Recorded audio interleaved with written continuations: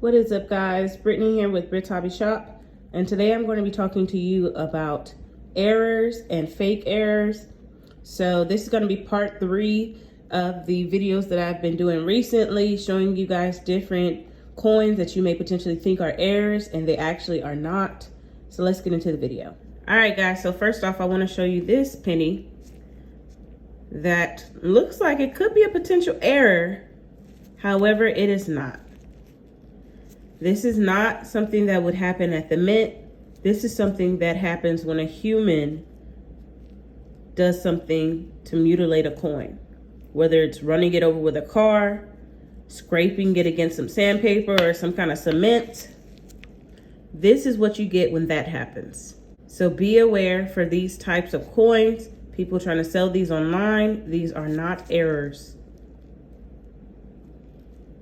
Not errors at all.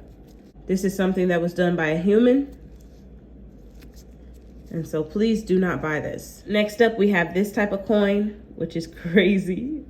I know you guys have probably seen some of these online. Absolutely crazy. I guess someone stamped this with something and it looks like a little emoji that's like twerking or whatever.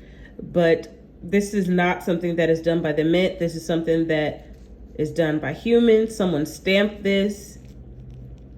And it may be cool. You may say, hey, it looks kind of funny. I still want to buy it. Yeah, that's fine. It's your money. But just know this is not an error coin. It is something that was done by humankind, not at the US Mint.